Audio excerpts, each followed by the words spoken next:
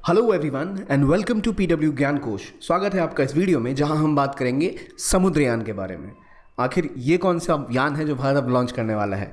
इससे पहले हमें पता है कि भारत ने चंद्रमा पर चंद्रयान 3 सक्सेसफुली लैंड किया।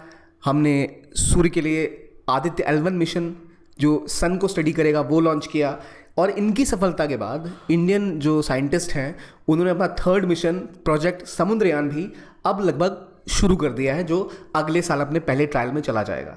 क्या है समुद्रयान, क्या है इसकी बातें, इसकी बारीकियों को समझेंगे इस वीडियो में। सबसे पहले आप मुझे क्वेश्चन का आंसर दीजिए, what is the name of India's Mars mission. Bharat ने एक मार्स मिशन भेजा था, उसका नाम क्या था? सूर्ययान, चंद्रयान, शुक्रयान या फिर मंगलयान? आप कमेंट्स में ज़रूर बताइए। तो चलिए बात करते हैं सबसे पहले अब समुद्रयान के बारे में। हमें पता है समुद्रयान मतलब समुद्र की ओर जाने वाला यान। It's like a ship. क्या वो शिप है? नहीं। क्या वो सबमरीन है? नहीं। वो असल में क्या है? तो ये है हमारा प्रोजेक्ट समुद्रयान के अंदर मत्स्य सबमर्सिबल। ये एक ऐसा डिवाइस है या ऐसा मशीन है जिसमें हमारे 3 साइंटिस्ट बैठकर समुद्र की गहराइयों में जाकर रिसर्च करेंगे, पता लगाएंगे कि आखिर जो हमारा समुद्र है, जो हमारी सी बेड है, वो कैसी है।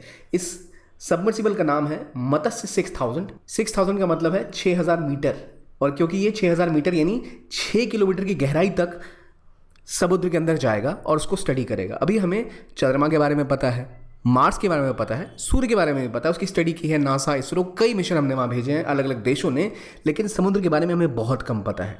इसीलिए एक डीप ओशन मिशन है ये, जो एक मैन्ड सबमर्सिबल मिशन है। जो किसने शुरू किया है? तो national institute of ocean technology NIOT के द्वारा ये किया जा रहा है। असल में सिर्फ NIOT नहीं, इसके अंदर इसरो भी है, हमारी नेवी भी है, इन सब का एक जॉइंट मिशन है। तो पहली बात ये है क्या, देखिए ये जो आपको एक आर्किटेक्चर दिख रहा है गोल सा, ये असल में है समुद्रयान के अंदर बनाने वाला हमारा मत्स्य 6000 सबमर्सिबल। ये इसका स्ट्रक्चर है जो समुद्र के अंदर जाएगा 6000 मीटर की गहराइयों में। जो हमारे साइंटिस्ट हैं वो स्टडी करेंगे। और इससे पहले जो मैंड मिशन भेजे हैं किन्हीं देशों ने, उनका नाम है क्या क्या? USA, रशिया, जापान, फ्रांस और चाइना। तो उसके बाद इंडिया एक 6th कंट्री बन जाएगी दुनिया में जो कि एक मैंड सबमर्सिबल मिशन भेजेगी समुद्र की गहराइयों को और मरीन इकोसिस्टम को स्टडी करने के लिए। आप कहेंगे इसकी क्या ज़रूरत है, हमें तो पता ही है सब कुछ। बिल्कुल नहीं, हमें बिल्कुल भी नहीं पता समुद्र में क्या क्या और रिसोर्सेज हैं इसके बारे में और डेवलपमेंट की जा सकती है। ब्लू इकोनॉमी की हम बात करते हैं, हम बात करते हैं रेयर अर्थ मिनरल्स की जो हमें मिलते हैं समुद्र के अंदर से, उसकी एक्सप्लॉइटेशन के लिए हमें और जानकारी चाहिए, जो जानकारी हमें ऐसे मिशन से मिल सकती है। तो असल में ये जो हमारा सबमर्सिबल होगा मत्स्य 6000, ये लगभग 12 घंटे तक काम कर सकता है, और इमरजेंसी के लिए 96 आवर्स का इसको सपोर्ट मिला हुआ ताकि कोई गड़बड़ भी हो तो 96 आवर्स तक ही सस्टेन कर पाए। ये कहाँ जाएगा? तो चेन्नई पोर्ट के पास बे ऑफ बंगाल में, इस लोकेशन पर अभी इसको अगले साल उतारा जाएगा। पहले ये 500 मीटर तक जाके ही एक ट्रायल लिया जाएगा कि भाई ये ठीक से काम कर भी रहा है या नहीं। आप बार बार सुन रहे हैं, मैं बोल रहा हूँ सबमर्सिबल, आप कहोगे सर सबमरीन क्यों नहीं भेज देते? तो सबमर्सिबल और सबमरीन दोनों अलग अलग चीज़ें हैं। सबमरीन जो है वो फुल अपने आप में एक ऐसा एक यंत्र है, या कहें तो एक ऐसा मशीन है जो कि खुद से ही प्रॉपर तरीके से अपने आप को पावर कर सकता है। उसमें एक इंजन लगा होता है और वो मैनूवर करता है समुद्र की सतह के ऊपर।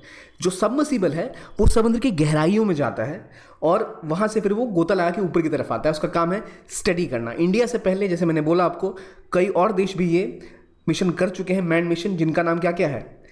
अमेरिका, रशिया, जापान, फ्रांस और चाइना। तो इंडिया 6th कंट्री बन जाएगी ये मिशन सक्सेसफुल अगर इंडिया कर पाता है तो ये हो गई बात प्रोजेक्ट समुद्रयान की, जिसके अंदर जो हमारा सबमर्सिबल है मत्स्य 6000 कितनी गहराई तक जाएगा? 6000 मीटर यानी 6 किलोमीटर की गहराई तक बे ऑफ बंगाल में। अगले साल इसका पहला ट्रायल है 2024 में, और 2026 में ये फुल्ली फ्लैश्ड हमें सारा डेटा और जो इनपुट्स हमें इससे मिल पाएंगे। अब बात आती है कि आखिर ये मिशन किसने लॉन्च किया, किसने बनाया, कौन कौन इसमें कार्यरत है।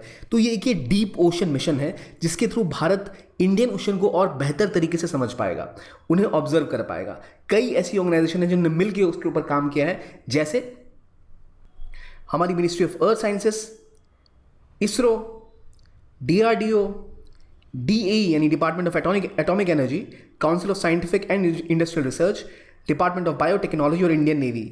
यहाँ पर आपको कमाल की बात ये लग रही है कि इसके अंदर इसरो भी है और इंडियन नेवी भी है, क्योंकि कई कंपोनेंट ऐसे हैं जो इसरो ने डेवलप किए हैं और कुछ चीज़ें ऐसी हैं जहाँ नेवी की सहायता ली गई है। इंश्योर करने के लिए कि प्रोजेक्ट ढंग से काम कर पाए।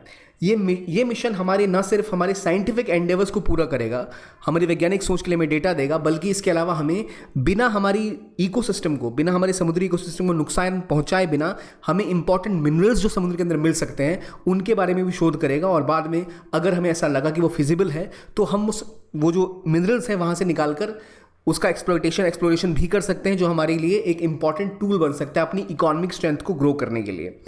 इसके अलावा जब ये मिशन सोचा गया तब कोशिश की गई थी कि 2023 में इसको सक्सेसफुली पूरा कर लिया जाए, समुद्र की गहराइयों में उतारा जाए इंडियन साइंटिस्टों को। लेकिन कुछ समय पहले ही एक ऐसा ही सबमर्सिबल गया था जहां पर टाइटैनिक पुराना जहाज डूबा था, वहां उसे देखने के लिए।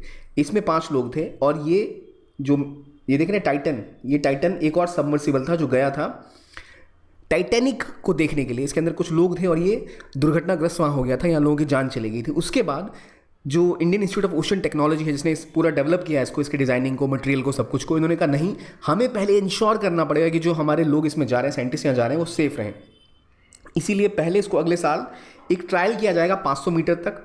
उसके बाद 2026 में जाकर इसको कंप्लीटली गहराइयों तक 6000 मीटर यानी 6 किलोमीटर्स तक पहुंचाया जाएगा समुद्र की सतहों को पढ़ने के लिए, वहाँ की इकोलॉजी और क्या संसाधन हो सकते हैं, पॉलीमेटालिक नोड्यूल्स के बारे में जानने के लिए, जो रेयर अर्थ मिनरल जिसे हम कहते हैं। रेयर अर्थ मिनरल्स वो मिनरल्स होते हैं जो किसी भी इक्विपमेंट्स, चाहे मशीन हो, मोबाइल हो, कंप्यूटर हो, वहाँ उसका इस्तेमाल किया जाता है। अभी चाइना के पास उसकी मोनोपोली है, तो उसे कंट्रोल करने के लिए एक बड़ा रोल निभा सकते हैं। इंडिया के पास भी उसका शेयर हो, इंडिया के समुद्री इलाकों में क्या वो मिनरल्स हैं इसकी जानकारी भी हमें प्रोवाइड करेंगे। तो एक बहुत ही एम्बिशियस प्रोजेक्ट, और अगर इंडिया ऐसा करता है तो एक और बड़ा सक्सेस होगा इंडिया के साइंटिफिक और रिसर्च एंड डेवलपमेंट एरिया के लिए।